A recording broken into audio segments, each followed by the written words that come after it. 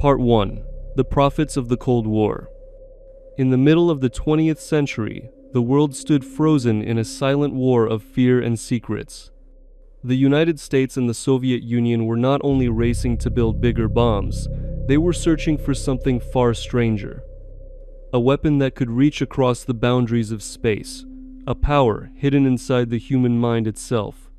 Rumors began to spread through intelligence circles that the Soviets were training soldiers with psychic abilities, men who could see beyond walls, read minds, and destroy targets without ever leaving a room. At first, American officials laughed.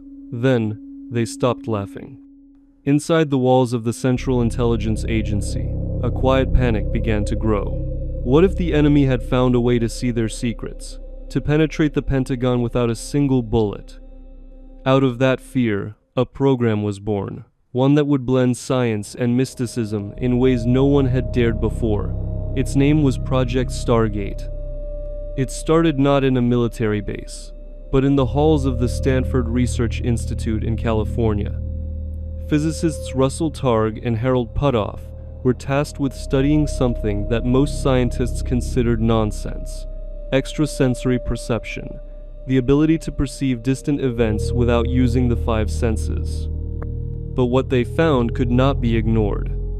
They began testing subjects, people who claimed to possess unusual perception, and what they witnessed was beyond explanation. A man was shown random coordinates on a piece of paper, numbers without meaning.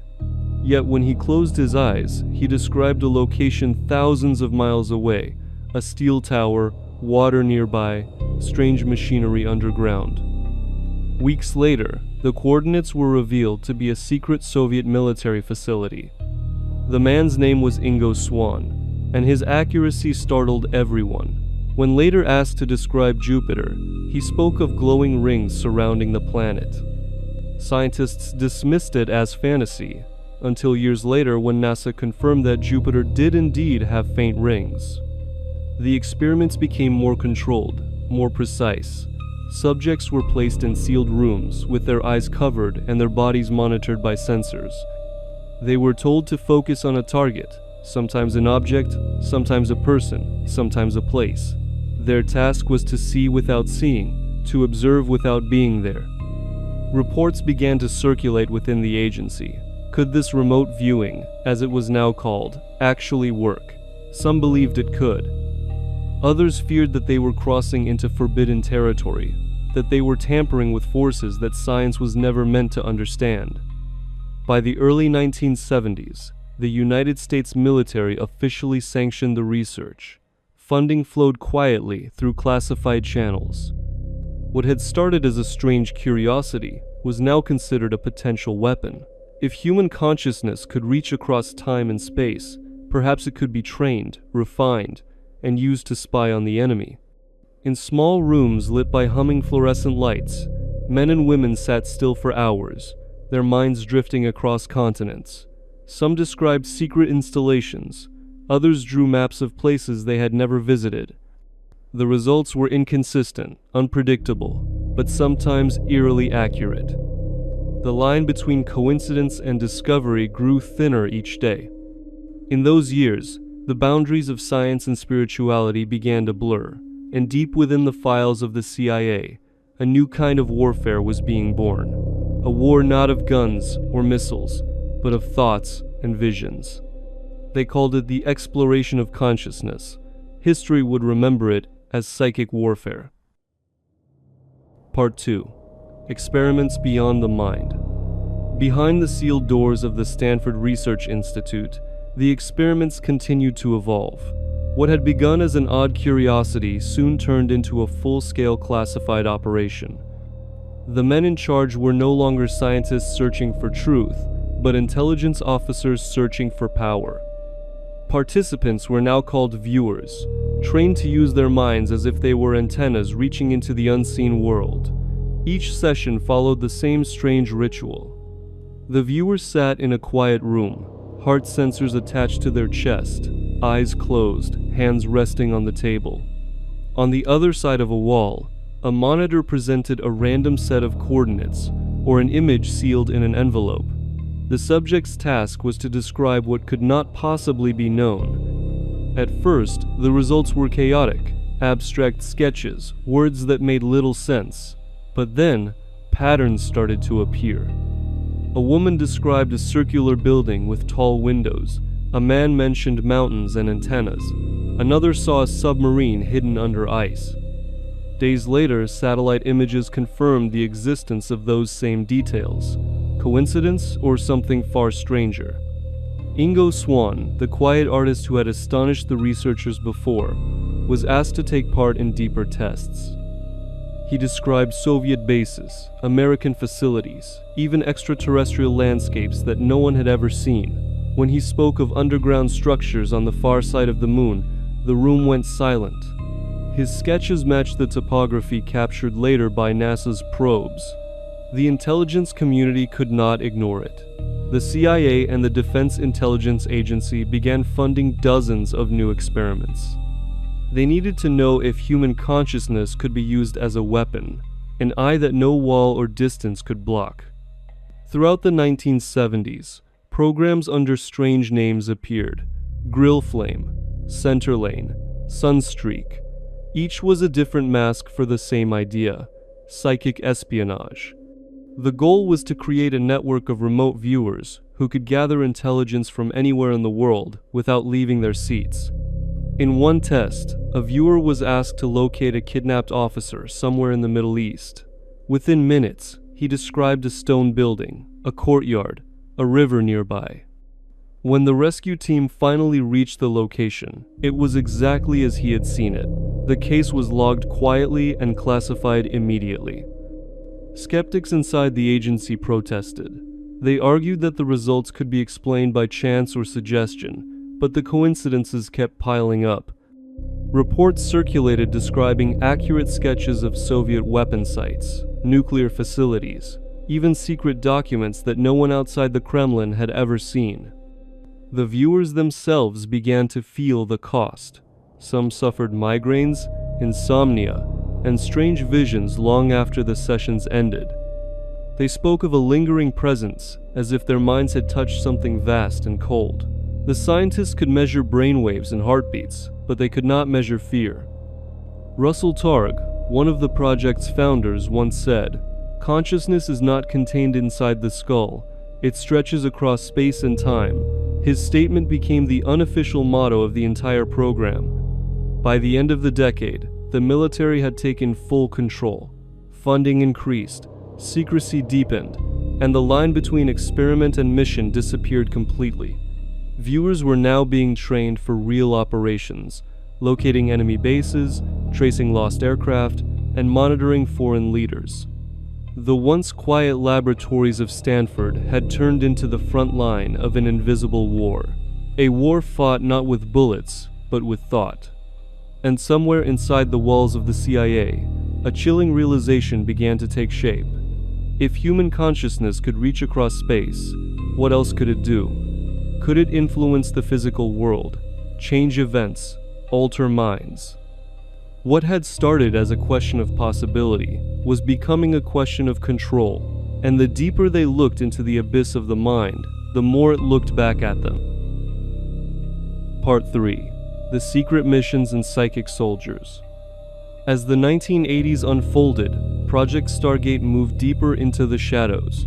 What had begun as an experiment in perception was now an operational unit under the authority of the United States Army Intelligence.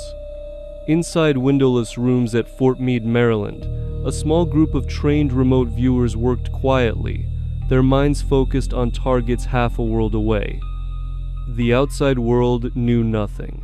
Inside those walls, maps of the Soviet Union, the Middle East, and Eastern Europe were spread across metal tables.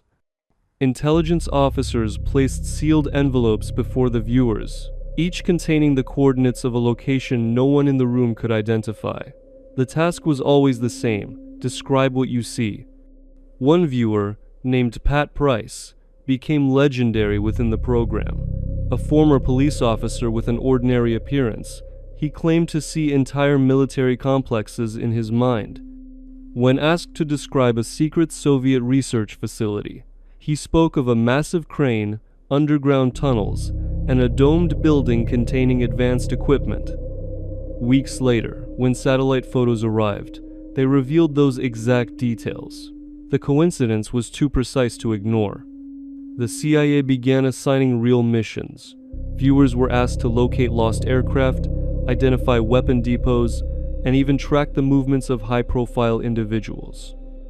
In one operation, a remote viewer described a hostage being held in a concrete building near a river. Intelligence teams confirmed the location days later, saving the life of the captive.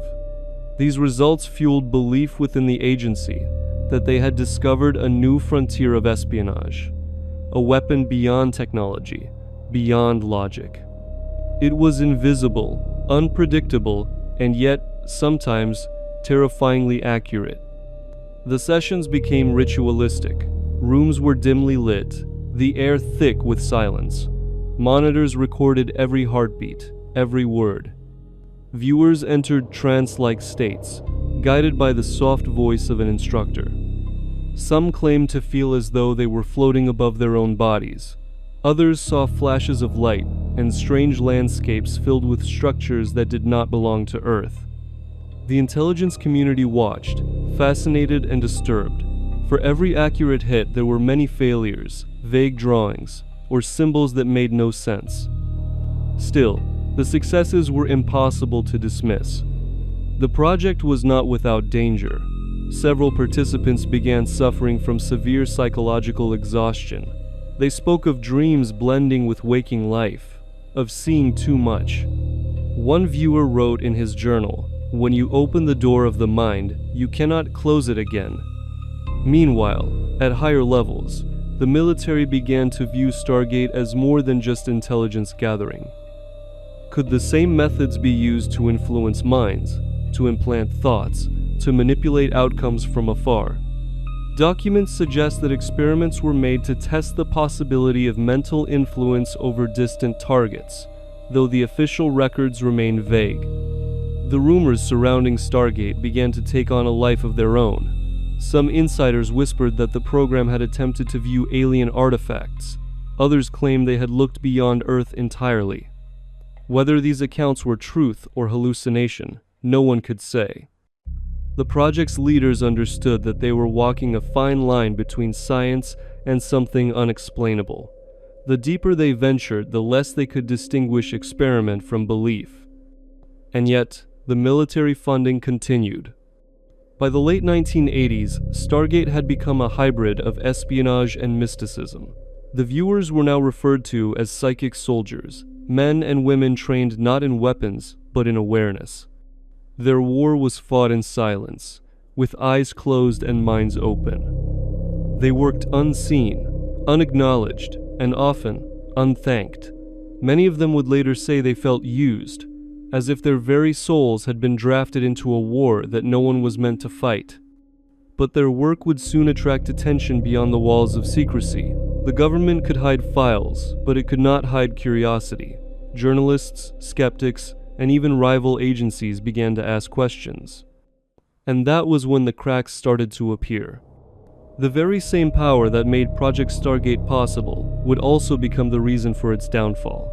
The mind, it seemed, could never be fully controlled. Part 4. The Collapse and the Classified Truth. By the beginning of the 1990s, the strange and secret world of Project Stargate began to tremble.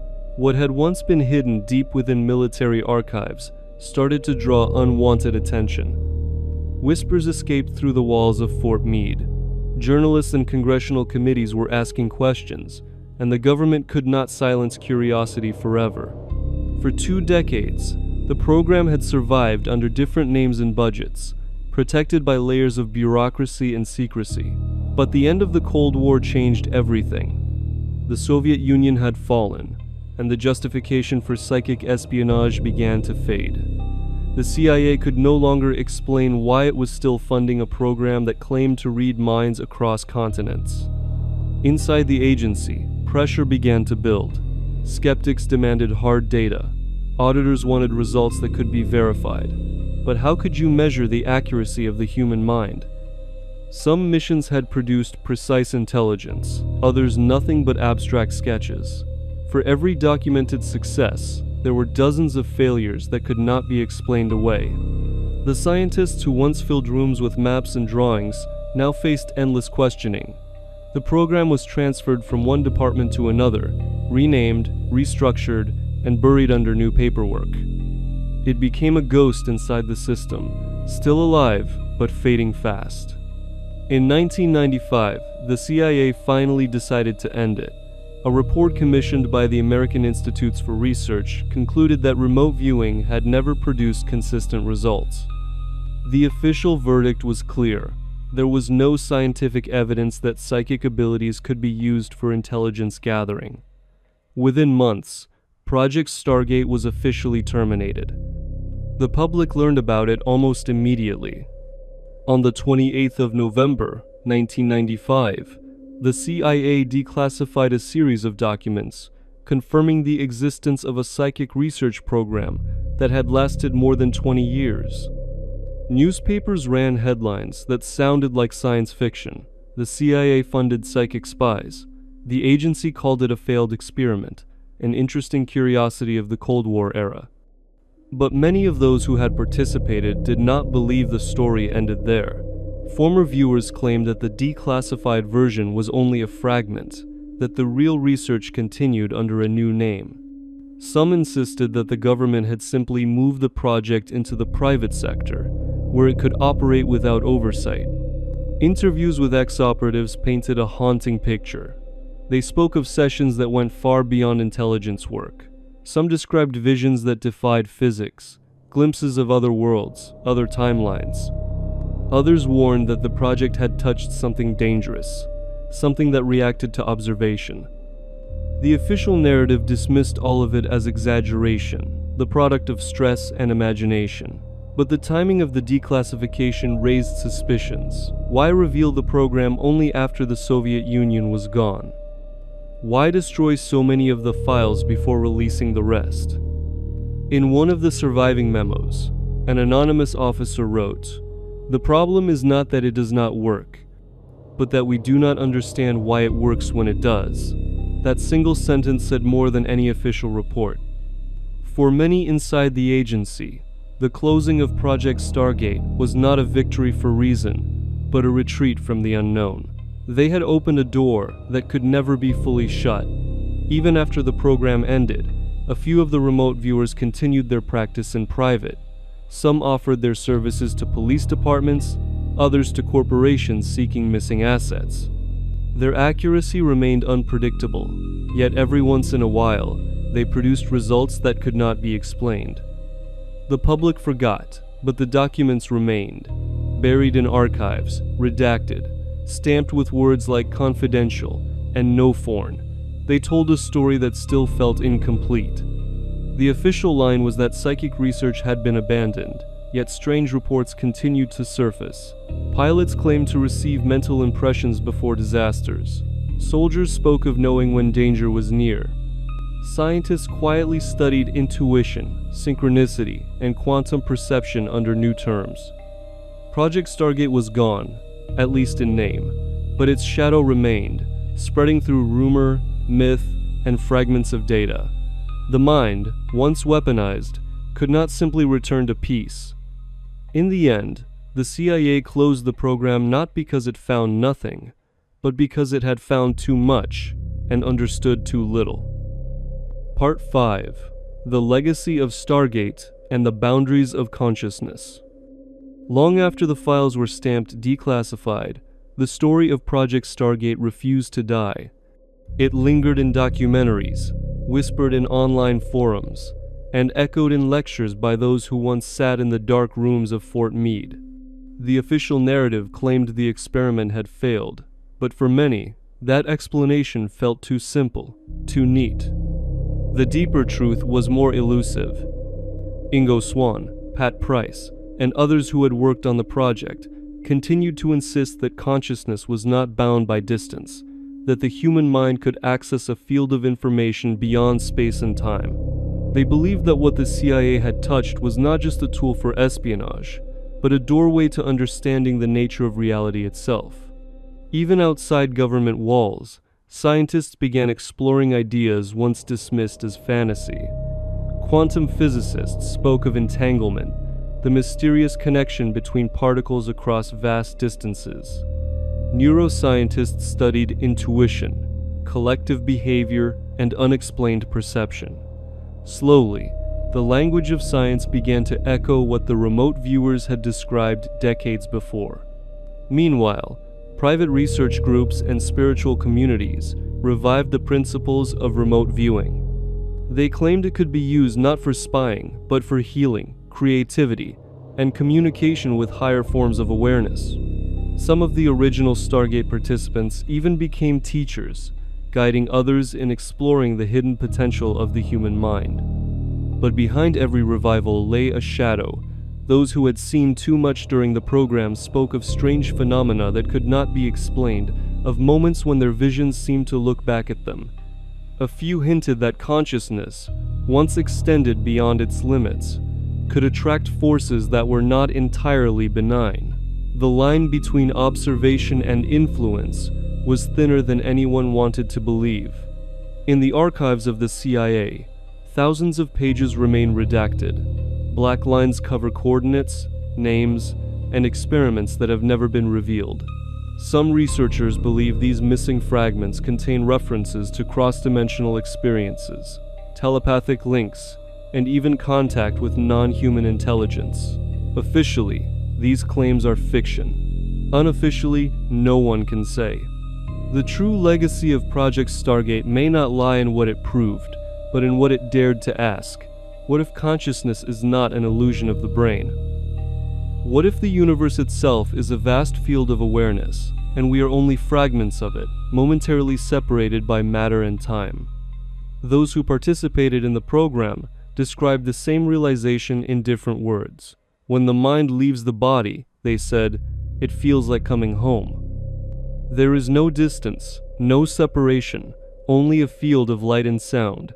A vast ocean of thought where every human being is connected. Perhaps that was the real discovery, one too powerful for governments to control.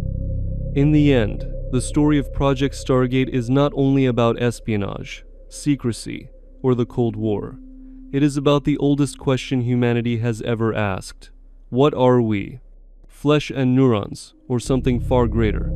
The documents may be locked away, but the questions they raised remain open, echoing in the spaces between thought and silence. Somewhere, someone is still listening. Somewhere, another experiment has begun. And perhaps, right now, as you hear these words, a part of your mind is already reaching out, touching that same invisible network that the CIA once tried to map. The war for the mind never truly ended. It only changed its name.